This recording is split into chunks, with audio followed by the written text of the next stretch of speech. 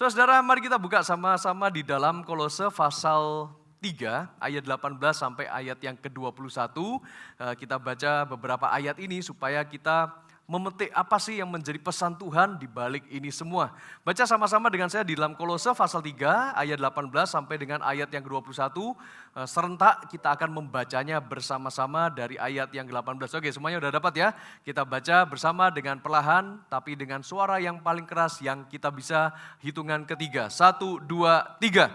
Hai istri-istri, tunduklah kepada suamimu sebagaimana seharusnya di dalam Tuhan. Hai suami-suami, kasihilah istrimu dan janganlah berlaku kasar terhadap dia. Hai anak-anak, taatilah orang tuamu dalam segala hal, karena itulah yang indah di dalam Tuhan. Hai bapak-bapak, janganlah sakiti hati anakmu supaya jangan tawar hatinya. Kayaknya ayat ini begitu lengkap ya, berbicara soal bagaimana istri harus hormat, tunduk kepada suami, kemudian suami juga harus mengasihi istri, lalu bagaimana perlakuan anak-anak kepada orang tua, dan juga bagaimana bapak-bapak kepada anaknya. Ya, demikianlah itu pesan Tuhan yang harus kita tangkap baik-baik. Karena bicara mengenai broken family atau keluarga yang rusak, keluarga yang hancur, di tengah-tengah masyarakat kita itu sudah begitu banyak. Apakah Anda pernah mengenal orang yang keluarganya hancur, Bapak Ibu Saudara? Anda mungkin pernah mendengar di sekitar Anda, suami istri bertengkar, berkepanjangan konfliknya tidak selesai-selesai, lalu ujung-ujungnya bercerai. Mungkin bukan mereka yang di luar Tuhan saja, bisa jadi Anda mungkin mengenal mereka bahwa, loh mereka sebetulnya aktivis gereja loh. Ternyata mereka juga adalah pelayan Tuhan. Anda mungkin mengenal mereka, mungkin baru kenal kulit luarnya aja. Mungkin tetangga sendiri atau mungkin lingkungan di mana mungkin di sekitar tempat kerja Anda dan sebagainya. Anda kenal mereka, Anda kenal keluarganya. Kelihatannya keluarga baik-baik ya.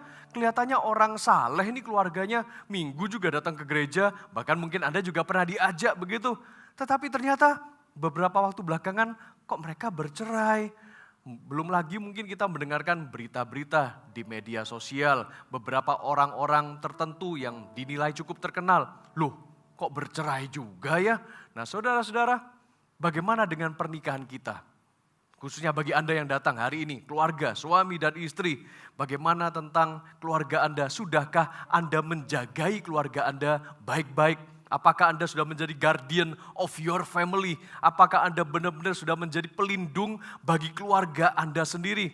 Anda yang hadir hari ini, inilah tugas Anda. Bukan hanya tugas suami yang harus melindungi keluarga. Istri pun juga harus melindungi keluarganya. Anak pun harus melindungi keluarganya. Orang tua harus melindungi keluarganya. Kita semua harus ambil tanggung jawab ini menjadi guardian of our family. Ya, setuju dengan saya? Nah, bicara tentang broken family, ya khususnya menurut laporan statistik di Indonesia, kita ngomong nih soal jumlah kasus broken family akibat perceraian di Indonesia. Bagaimana kabarnya Indonesia? Ya, apakah Indonesia sedang baik-baik saja? Kok kayaknya tidak ya. Angka perceraian di Indonesia di tahun lalu, ya karena ini 2023 kan belum habis ya, baru setengah tahun kita, mencapai 516.334 kasus perceraian. Wow, dan angka ini meningkat 15,31% dibandingkan tahun sebelumnya 2021 yang mencapai 447.000 sekian. Jumlah perceraian meningkat. Nah, jumlah kasus perceraian di tanah air ya tahun lalu bahkan mencapai angka tertinggi dalam, kalau Anda lihat di grafiknya, 6 tahun terakhir cukup tinggi. Ada apa dengan pernikahan di Indonesia ini? Adapun mayoritas kasus perceraian di dalam negeri ini pada tahun lalu merupakan cerai gugat, ya, alias perkara gugatan cerainya yang diajukan oleh pihak istri yang telah diputus oleh pengadilan. Banyak istri-istri yang menggugat cerai ternyata. Apakah ada istri-istri itu juga hadir di sini? Ya, apabila ada ya harus doakan dipulihkan gitu ya. Ya, pastinya Anda juga gak akan langsung, oh saya Pak itu termasuk angka itu. Ya gak bakal ngaku mungkin gitu ya. Oke, dan kemudian juga jumlahnya sebanyak 358 kasus atau 75,21% itu yang menggugat kasus perceraian, 388 ribuan para istri menggugat suami.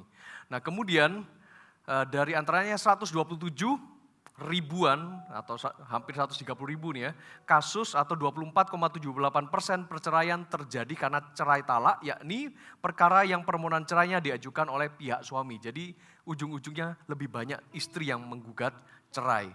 Lalu berdasarkan provinsinya, ini kan seluruh Indonesia ya, provinsi mana yang paling banyak?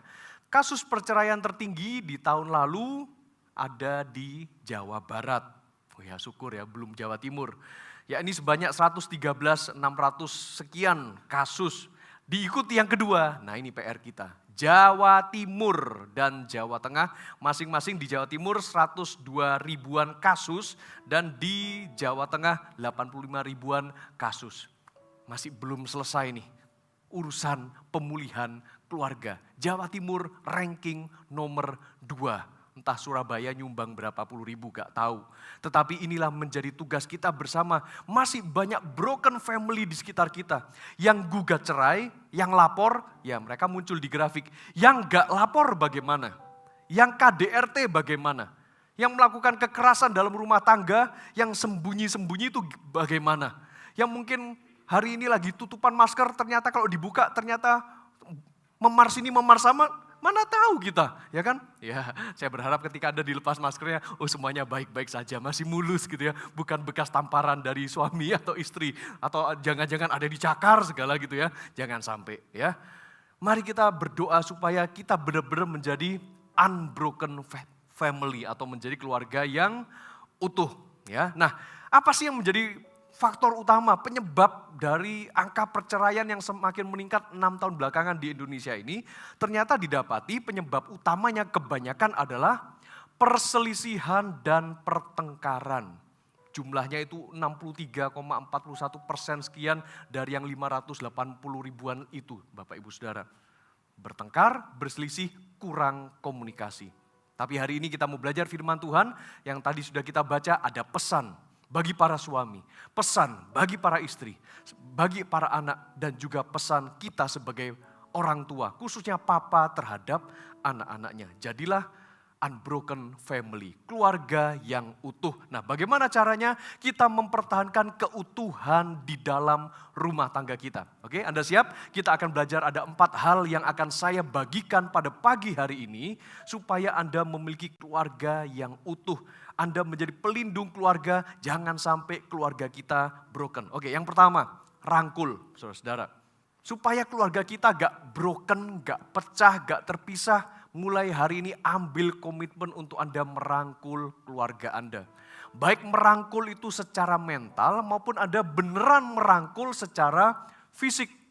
Saya gak tahu, ini mungkin khususnya bagi kita keluarga yang ada di Indonesia, keluarga Asia khususnya.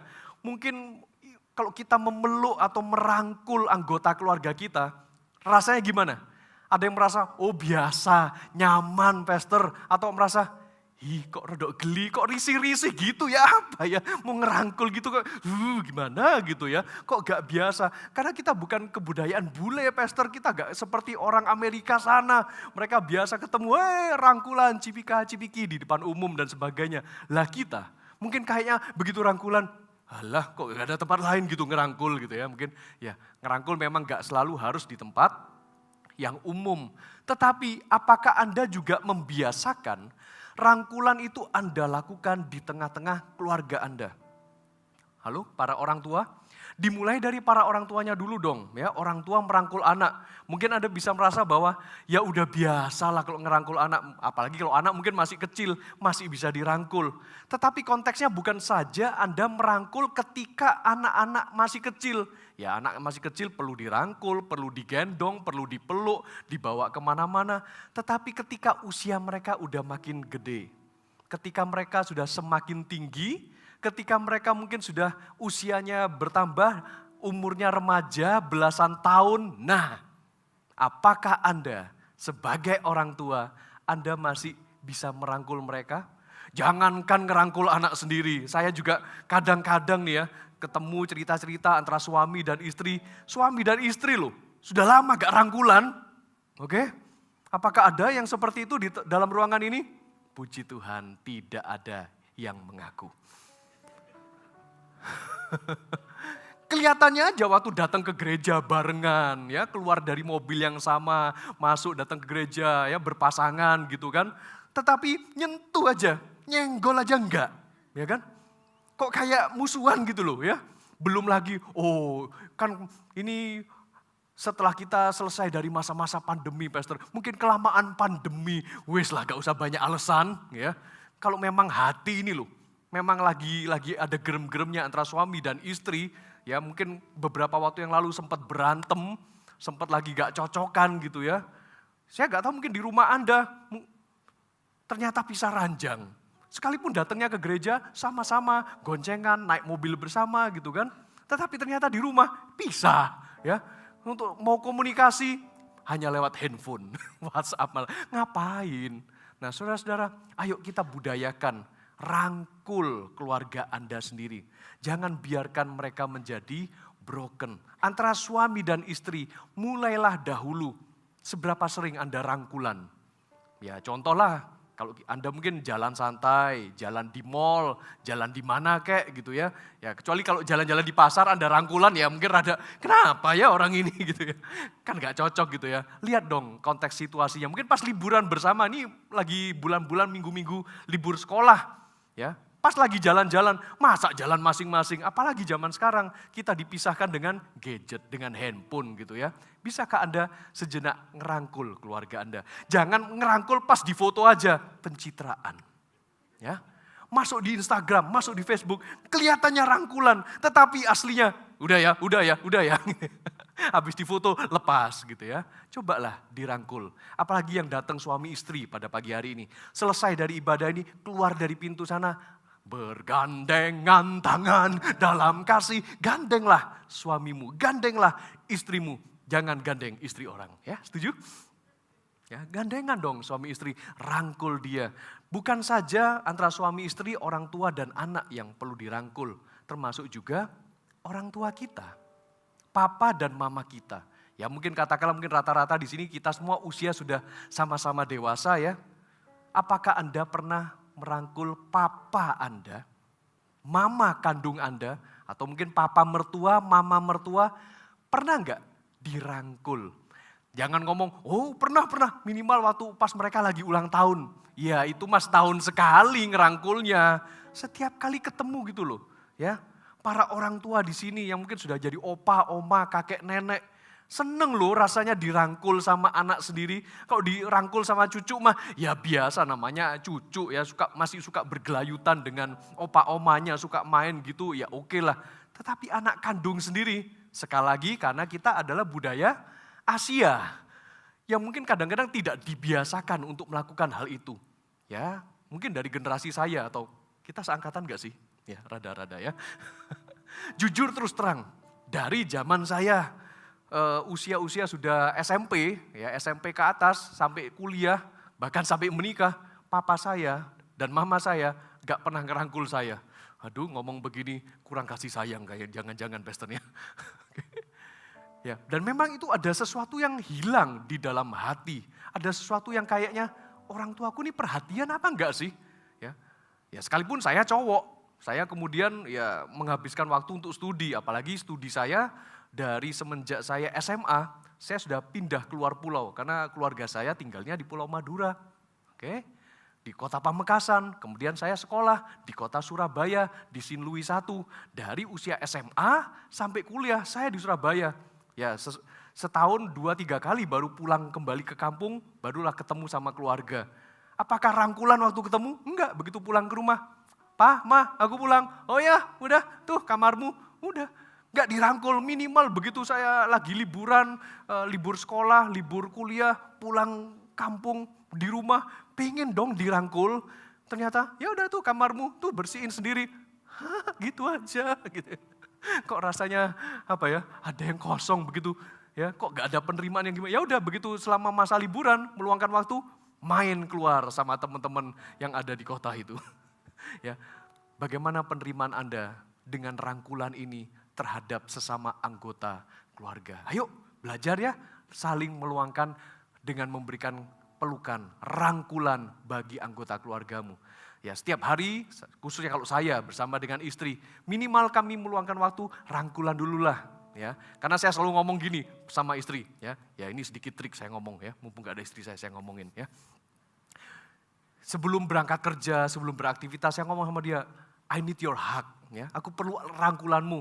Kadang-kadang dia kan, udahlah masih mau ngerjain ini, mau ngurus anak, masih mau tak lagi siap-siap mau kerja, masih macak lah, masih apa gitu segala macam.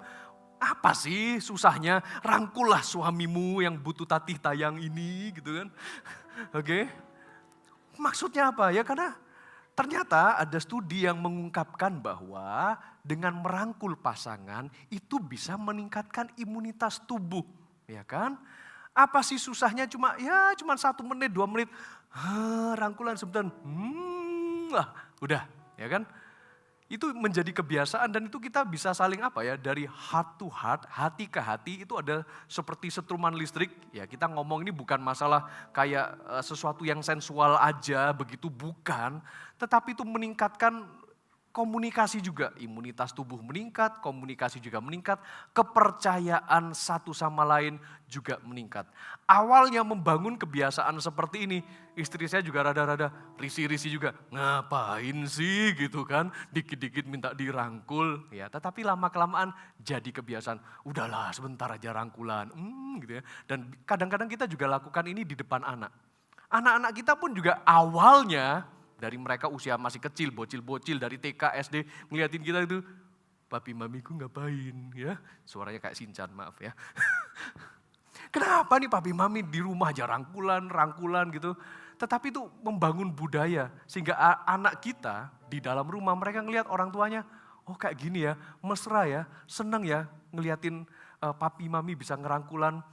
Karena juga harta, warisan yang bisa kita bagikan kepada anak kita atau hadiah terindah bagi anak kita itu adalah ketika papa dan mamanya akur. Mereka pun aman, damai, tenang di rumah. Setiap hari yang paling banyak saya dengarkan di rumah itu adalah suara ketawanya anak-anak. Wah itu sudah harta yang tiada ternilai.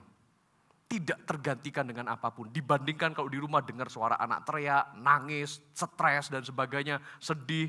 Kan hati juga ikut sedih kan.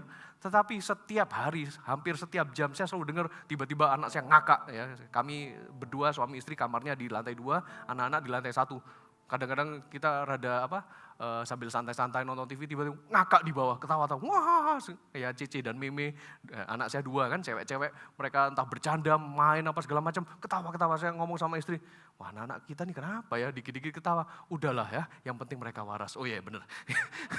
Ya ketawa-ketawa gitu karena seneng, karena happy gitu ya, karena kita membangun atmosfer suasana keluarga bahagia ya. Termasuk ketika anak kita lagi kesulitan, mereka dalam masalah, termasuk dapat nilai ujian. Baru kemarin ada salah satu nilai ujian anak saya yang drop, jatuh, jelek. Ya. Teman-teman anak saya aja sampai merasa gak terima, marah, protes. Malah anak saya disalahin sama temennya, kamu gimana sih? Kamu gak belajar ya? Nilaimu kok sampai jelek begini ya? Ayo protes sama gurunya. Loh, saya bingung, ini temennya kok bisa sampai ngomong begini kan? Anak saya sampai nangis, datang ke rumah, nilai ujianku jelek. Ya. Yang dilakukan oleh orang tua biasanya apa? Marah. Langsung foto, posting, diviralkan di Instagram, anakku dapat nilai jelek ya. Jangan lakukan itu. Yang kami lakukan hanyalah merangkul dia. Udah gak apa-apa, nilaimu yang lain kan bagus. Dalam hati, ya Tuhan kok jelek ya. Ya. Sampai anak kita pun juga ngomong, aneh ya papi dan mami ini ya. Kalau teman-teman Caca, anak saya panggilannya Caca, dapat nilai jelek, papa mamanya marah semua. Papi dan mami ini kok gak pernah marah, malah dirangkul. Ya iya dong, yang lain sudah pada marahin kamu, ya kan, temenmu sudah marahin kamu, mungkin gurumu kecewa sama kamu, tetapi kita orang tua, kita rangkul kamu, kita terima kamu apa ya dah, habis ini kita makan apa yuk, kita hibur kamu. Bingung anak saya. Tetapi itu memulihkan dia lewat rangkulan. Oke, baca ayat firman Tuhan. Ya, tadi ayat yang ke-18 dari Kolose pasal 3 ya, supaya gak lupa nih ayat firman Tuhan mengatakan demikian. Hai istri-istri, tunduklah pada suamimu, sebagaimana seharusnya di dalam Tuhan. Hai suami-suami, kasihilah istrimu dan janganlah berlaku kasar terhadap dia. Para suami supaya mengikis kekasaran kita terhadap istri. Berikanlah mereka rangkulan supaya semua tabiat kita yang mungkin kurang baik, perlakuan kasar, perlakuan gak enak itu sirna. Berilah rangkulan kepada anggota keluargamu. Mau ya belajar praktek itu ya? Yang pertama ingat, rangkul mereka ya. Oke, yang kedua, obrolan saudara-saudara ya. Seberapa banyak Anda membangun komunikasi dengan ngobrol? Ingat tadi salah satu penyebab perceraian tertinggi adalah karena perselisihan, pertengkaran. Karena jarangnya komunikasi. Karena itu mari kita sering-sering ngobrol dengan anggota rumah tangga kita. Suami, istri khususnya. Apakah Anda banyak ngobrol atau ternyata Anda sering ngobrol, tetapi sama orang lain. Sering ngobrol lah ini konteksnya dalam urusan keluarga Anda sendiri. Mungkin dengan teman kerja kita, dengan klien kita, dengan customer kita, dengan siapapun teman-teman sepelayanan, dengan hamba Tuhan mungkin, dengan teman goes mungkin, Anda banyak ngobrol. Dengan teman ngopi Anda ngobrol. Tetapi begitu suami dan istri ketemu, nah ini dia berat kayaknya, mau ngobrol apa coba? Ya kan? Saya dan istri juga membangun kebiasaan ngobrol ini, ya di tengah-tengah kesibukan pelayanan kami. Ya, kami pertama kali melakukan ini adalah sebuah breakthrough. Waktu itu pas anak kami masih usia sekitar 2 tahun, 3 tahunan gitu ya. Ini berarti cerita sudah sekitar 12-13 tahun yang lalu. Ya. Anyway, saya menikah bersama dengan istri ini, baru kita rayakan wedding anniversary bulan lalu, 17 tahun pernikahan. Wih, ya kan? Masih tetap awet muda, seger kayak gini dan tetap ganteng. Kenapa? Pernikahan bahagia. Oke. Banyak ngobrol sama istri. Nah, tetapi membangun kayak begini gak otomatis. Oke, saya menikah 17 tahun yang lalu, tetapi saya mengalami breakthrough sekitar 13-12 tahun yang lalu, karena kami kan padat nih, sibuk pelayanan. Saya hamba Tuhan, istri saya juga full timer di gereja. Waktu itu kami melayani di luar kota, di kota Medan. Sampai suatu ketika kami merasa kok ada gesekan demi gesekan yang konflik, suka marah satu dengan yang lain. Siapa bilang? Hamba Tuhan itu pasti keluarganya ideal ya. Kemudian di rumah sayap kita tumbuh kayak malaikat gitu. Enggak, kita bisa berantem, kita bisa marah-marahan. Kita omongan tuh bisa tajam, bisa kasar, bisa tidak mengenakkan hati. Akhirnya kami berdoa bersama dan kami memutuskan untuk kayaknya kita kurang komunikasi. Kayaknya kita kurang ngobrol. Dan karena kita membesarkan anak yang masih kecil ya, maklumlah anak masih usia kecil, balita. Fokus kita, konsentrasi kita besarin anak. Sampai waktu untuk ngurus diri sendiri aja hampir gak ada. Karena kami tidak ada asisten rumah tangga. Kami tidak pakai babysitter, besarin anak sendiri. Dua-duanya sama-sama pelayanan, sama-sama setiap hari ngantor, pergi ke gereja. Hari Minggu full day ada di rumah Tuhan. Terhadap jemaat kita banyak ngobrol, kita banyak doakan. Begitu ketemu di rumah, ketemu pasangan, capek. Mau doain pasangan, lelah, ya mendoakan jemaat ketika ada jemaat yang curhat, konseling, sakit, kita doakan. Wah, bisa 10 menit saya doakan. Begitu istri minta doakan, kok aku capek, aku ngalamin ini apa segala macam. Ya, tak doanya dalam nama Yesus.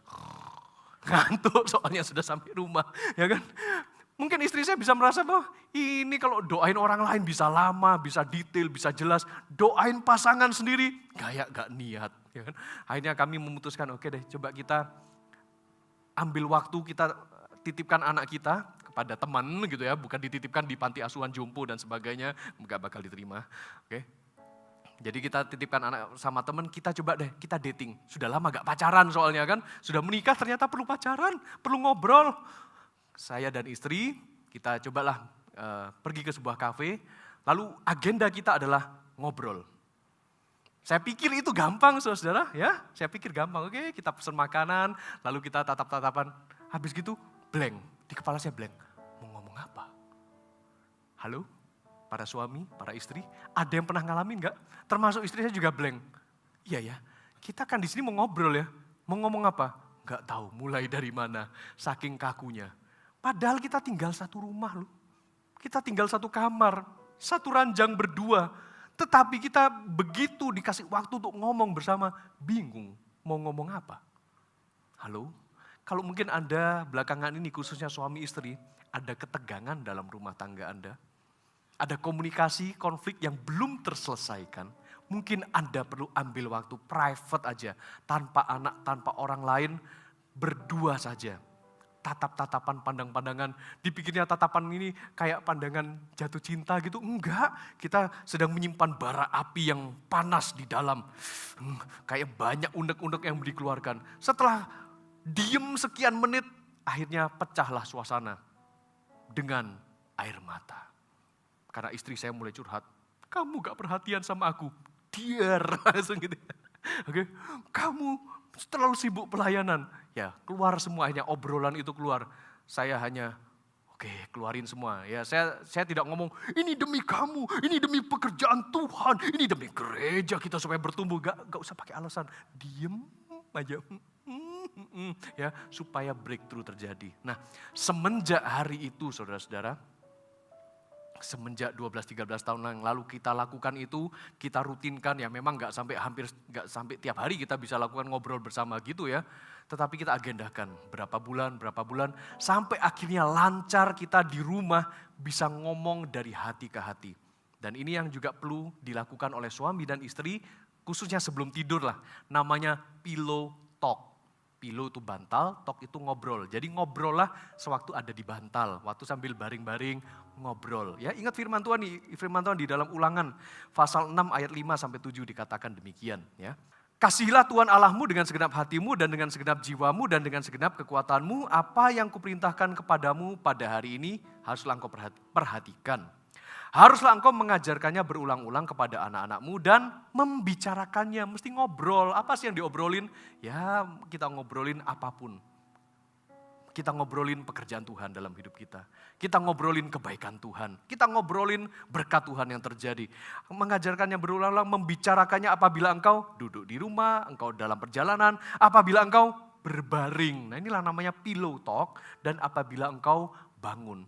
Minimal suami istri mulai dulu ngobrol, ada breakthrough komunikasi dulu. Kalau sekarang ya setelah belasan tahun kita melewati pernikahan ini, mau ngobrol kapanpun dan di mana saja, kami terbuka, kami belak-belakan, tidak ada yang disembunyikan lagi. Termasuk kami juga membangun komunikasi hubungan ngobrol sama anak-anak. Kita ngobrol sama mereka setiap pagi kalau waktunya mereka sekolah, ya saya selalu ngobrol sama anak-anak. Ya mungkin ada para ayah atau para mama, kalau tiap pagi mungkin nganterin anaknya sekolah, jangan diem-dieman gitu ya. Karena jarak antara rumah kami menuju ke sekolah, itu jarak tempuhnya sekitar 45 menit, bayangin ya lumayan. Ya. Oke. Jadi selama di mobil, ya begitu start dari rumah, yuk kita buka dalam doa. Ya. Atau mungkin kita ngobrol dulu, doanya menjelang hampir sampai sekolah, saya berdoa bagi mereka. Kalau begitu dapat lampu merah, nah sini, waktunya kepala kalian serahkan padaku. Ya bukan berarti dilepas nih kepalanya, bukan ya. Mereka menyodorkan kepala mereka, saya tiap hari tumpang tangan, lepaskan berkat buat mereka. Saya doakan mereka. Saya ngobrol di perjalanan, ngobrolin apapun.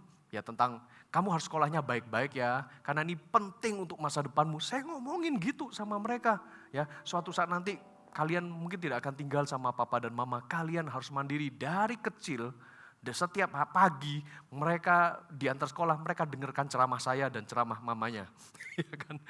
Ya, kita tapi gak yang sampai seberat itulah. Waduh, berat dong Pak kalau mereka tiap hari dikhotbahin, diceramain gitu 45 menit sampai sekolah stres mereka. Enggak ya. Kadang-kadang kita campur sambil bercanda, sambil mereka juga gantian, mereka yang ngomong, mereka yang tanya. Mereka kadang bisa nanya sama kita, kenapa begini, kenapa begitu, supaya mereka itu punya punya sandaran kepada siapa mereka mesti bertanya ya, dan mereka percaya pada orang tuanya. Termasuk masalah jodoh, kita tanya sama mereka, sudah ada yang naksir kamu enggak? Ya kita tanyain. Emangnya anaknya Pastor Robert ini umur berapa sih, kelas berapa? Anak saya yang pertama ini sudah mau naik kelas 2 SMA, anak yang kedua mau naik kelas 2 SMP, ya. Jadi mereka tuh ya namanya juga sudah gadis-gadis gitu saudara. Kadang ada yang deketin mereka PDKT cowok gitu ya. Lalu mereka ngomong, aku gak suka waktu dideketin itu. Malah saya godain ya. Gak apa-apa kalau kamu mau pacaran. Oh dasar papi ini, masa pendeta ngajarnya gitu. Oh ya maaf. Anaknya pendeta aja sadar kalau waktunya belum pacaran, gak pacaran mereka. Gitu ya. Nah apa sih yang kadang-kadang bisa menghalangi kita ngobrol Bapak Ibu Saudara? Ya, bisa jadi handphone kita, gadget, smartphone kita ini. Bukankah ini sudah menjadi fenomena belakangan ini kalau ya perhatikanlah mau di mana-mana aja, mau di mana tuh rumah makan, ya, mau di rumah sendiri maupun dimanapun di area makan dan sebagainya, pemandangan yang selalu kita lihat adalah satu keluarga, mau suami, istri, anak-anaknya, semuanya pegang handphone. Ini sudah kebiasaan yang sudah berbeda era ya dibandingkan 10, 15, 20-an, 30 tahun yang lalu. Dulu kan gak begini. Ketika satu keluarga ngumpul bersama di meja makan, mereka akan ngobrol, saling bertatap muka satu dengan yang lain. Sekarang yang ditatap handphonenya sendiri-sendiri, medsosnya masing-masing, kemudian ketawa-ketawa sendiri dengan handphonenya, gak ketawa dengan sebelah kiri kanannya, kan sudah aneh kan? Ayo kita bangun kembali kebiasaan itu dan saya ngajarin kepada keluarga kami. Oke, kalau kita pas di meja makan, mau itu di rumah maupun di luar rumah, ya kita taruh dulu handphone kita. Kecuali ada urgent darurat, ya itu diangkat. Tetapi rata-rata biasanya gak ada, ya kan? Kita biasakan untuk kita menikmati makanan dan kita saling komunikasi, bercanda satu dengan yang lain. Ya, budayakan obrolan itu. Oke, yang ketiga, berdoa. Oke, harus ini saudara-saudara, buat komitmen untuk Anda satu keluarga supaya utuh, berdoalah. Bangun mesbah doa, mesbah keluarga di dalam rumah tanggamu. Ya, dari masa pandemi yang 3 tahunan yang lalu, ya anak-anak dari usia masih kecil ya, SD sampai yang kecil SD, yang gede SMP, kan kita rada bengong nih, setiap hari gak bisa keluar kemana-mana, harus WFH, kerja dari rumah, ibadah dari rumah, sekolah juga dari rumah, di rumah terus gitu kan. Nah, waktu itu anak kita masih belum terbiasa untuk doa bersama. Tetapi kita bikin taktik begini, oke, kita mulai hari ini dan seterusnya, kan banyak di rumah nih, kita belajar berdoa yuk, kita doa keluarga. Kadang-kadang yang selalu berdoa yang mimpin itu antara saya atau istri saya. Nah anak-anak kapan mereka yang mimpin doa? Kadang-kadang mereka merasa gak bisa, mereka bingung mau ngomong apa. Tapi sekarang anak saya, khususnya anak yang kedua yang lebih kecil, malah lebih jago dia berdoa. Ya, kita mulai beginilah sederhana. Coba kita sambil main sambung kata. Tahu sambung kata? Ya, saya ngomong satu kata, dilanjutkan sebelah saya ngomong satu kata, kemudian berikutnya lagi satu kata lagi, tapi sambung kata membentuk kalimat doa. Dah, apapun itu. Mungkin ada yang mendengar kayak gini, aneh ya, doa bisa disambung-sambungin gitu. Ini konteksnya untuk anak-anak, ngajarin anak berdoa. Oke, kita mulai, yuk anak-anak. Saya ambil satu kata, Tuhan, yuk lanjut. Anak saya ngomong, Yesus, ya dah, berikutnya. Kami, ya istri saya ngomong, berdoa pada saat ini, ya aja dia ngomongin, Tuhan berkatilah keluarga kami, lagi gitu. Terima kasih buat segala penyertaanmu. Haleluya. Lagi. Ya apapun kita doa, ya kita pakai sambung-sambung kata kayak gitu. Sampai lama-lama kebiasaan berbulan-bulan kita lakukan. Oke, kalau gitu setelah sambung kata berhasil, sekarang sambung kalimat. Ya kan? Tuhan Yesus, hari ini kami datang dengan penuh syukur di hadapan-Mu. Kalimat pertama. Lalu kalimat kedua, Bapa betapa baiknya Engkau bagi keluarga kami. Kalimat yang ketiga, haleluya, hari ini kami merasakan segala penyertaan-Mu dalam hidup kami. Lalu kalimat keempat, ya apapun semua kalimat kita sambung-sambungin. Sampai akhirnya masing-masing bisa punya kalimat doanya sendiri. Kita biasakan. Pokoknya sebelum kita tidur selalu ada alarm dari anak-anak ngomong, ayo doa, selalu gitu. Ya. Daripada kita nyuruh anak-anak, ayo doa. Tiba-tiba mereka udah tidur, mereka main game sampai tengah malam. Ngapain? Bangun waktu berkualitas dengan keluarga, juga dengan Tuhan melalui doa. Bangun mesbah keluarga dengan kita berdoa. Oke, yang terakhir, temani. Kita perlu waktu untuk menemani. Suami temani istri. Ya misalkanlah pas lagi istri belanja ke pasar atau belanjalah dimanapun Anda belanja, saudara-saudara. Biasanya kalau pas lagi istri belanja, suami-suami pada kemana? Ngopi, ngeluyur sendiri dan sebagainya. Oke? Ayo biasakan, kalau saya sih saudara-saudara, saya memutuskan untuk nemeni istri belanja. Ya, belanja ke pasar, Pak pendeta juga turun terjun datang ke pasar. Iya Bapak Ibu Saudara, saya bawain keranjang buat istri saya belanja di pasar gitu kan. Ya mungkin wilayah pasarnya beda ya, gak ketemu sama Anda ya.